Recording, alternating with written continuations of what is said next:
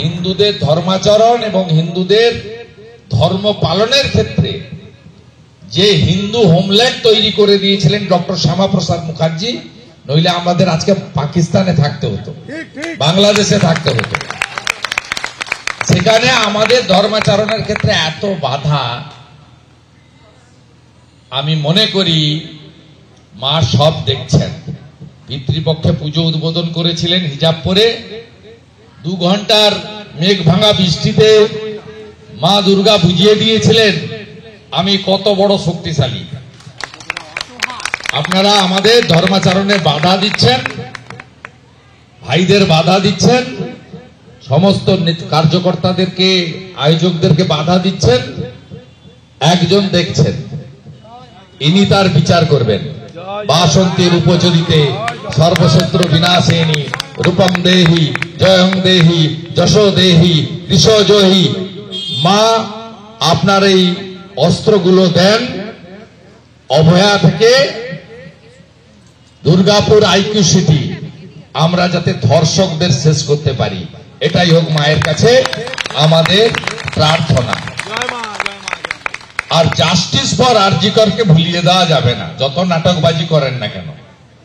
আর প্রত্যেকটি ভারতীয় নাগরিককে অনুরোধ করব, পশ্চিমবাংলার নাগরিককে, সংবিধান প্রদত্ত ক্ষমতার অধিকারী জাতীয় নির্বাচন কমিশনকে সহযোগিতা করুন, যাতে অভারতীয় বাংলাদেশি মুসলিম অনুপ্রবেশকারীদেরকে প্রথমে ডিটেক্ট, তারপরে ভোটার তালিকায় ডিলিট, তারপরে ফাইনালি ডিপোর্ট করতে পারি। এ ভূমি হিন্দুদের ভূমি, এ ভূমি হিন্দুদের ভূমি। তাই ভারতকে শুধু ইন্ডিয়া বলা হয় না, হিন্দুস্তান বলা হয়। সনাতন ধর্ম কি?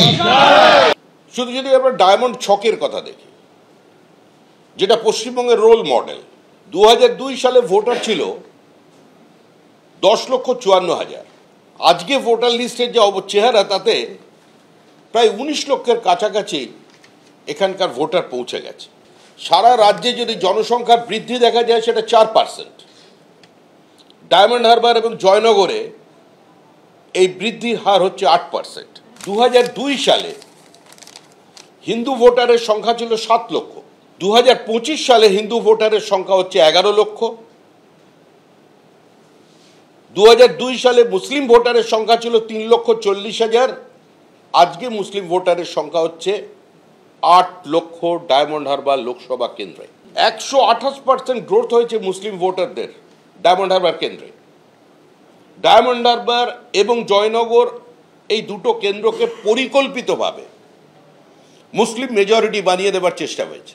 এটা বাস্তবসম্মত কিনা? সারা রাজ্যে 4%, জয়নগর ডায়মন্ড হারবারে 8%।